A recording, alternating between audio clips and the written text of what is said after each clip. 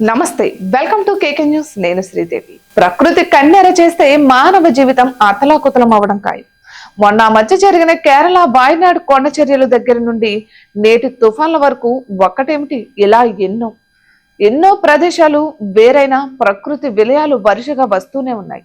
ఇప్పుడు ఆంధ్ర రాష్ట్రంలో ఒకదాని వెంట ఒకటిగా తుఫానులు రాష్ట్రంపై దాడి చేస్తున్నాయి. ఒక తుఫాను తీరం దాటిందని ఊపిరి పీల్చుకునే లోగానే మరొకటి అన్నట్లుగా రాష్ట్రాన్ని వీడటం లేదు.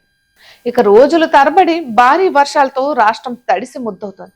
ఈ నెల 16న వాయుగుండం నెల్లూరు సమీపంలో తీరం దాటింది. ఆ వాయుగుండం ఇంకా పూర్తిగా బలహీన పడలేదు. వానలు కురుస్తూనే ఉన్నాయి. రాయలసీమ, దక్షిణ కోస్తాలతో భారీ వర్షాలు తీవ్ర నష్టాన్ని మిగిల్చాయి. ఇంతలోనే వాతావరణ శాఖ మరో తుఫాను హెచ్చరిక జారీ చేసింది. ఈ నెలలో మరో 2 తుఫాన్లు ముంపు ఇంకా ఉందని హెచ్చరించింది.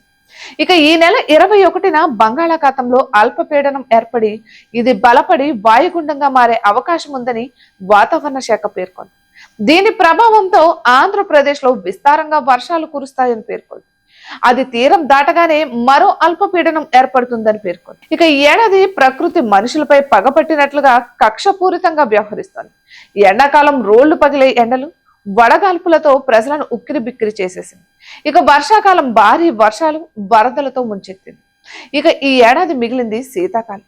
శీతాకాలం కూడా ఎముకలు కొరికేసే చలితో జనాలు ఇబ్బందులు పడడం ఖాయమని వాతావరణ శాఖ చెబుతోంది. ఉభయ తెలుగు రాష్ట్రాల్లోనూ శీతాకాలంలో కోల్డ్ వేవ్ అనివార్యం అంటోంది. ఇక ముఖ్యంగా తెలంగాణలో కనిష్ట ఉష్ణోగ్రతలు రికార్డు స్థాయికి పడిపోతాయని హెచ్చరిస్తోంది. మరీ ముఖ్యంగా హైదరాబాద్ లో ఈ శీతాకాలం కనిష్ట ఉష్ణోగ్రతలు 5 డిగ్రీలకు పడిపోయే అవకాశాలున్నాయన్న వాతావరణ శాఖ పేర్కొంది.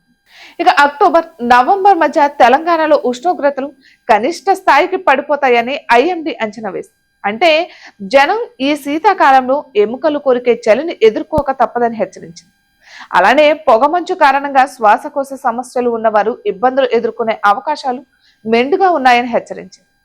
చలి నుంచి రక్షణకు అవసరమైన ఏర్పాట్లు చేసుకుని అప్రమత్తంగా ఉండాలని సూచించింది. ఇటువంటి మరెన్నో వీడియోస్ కోసం కేకే న్యూస్ తెలుగు ఛానల్ ని సబ్స్క్రైబ్ చేసుకోండి.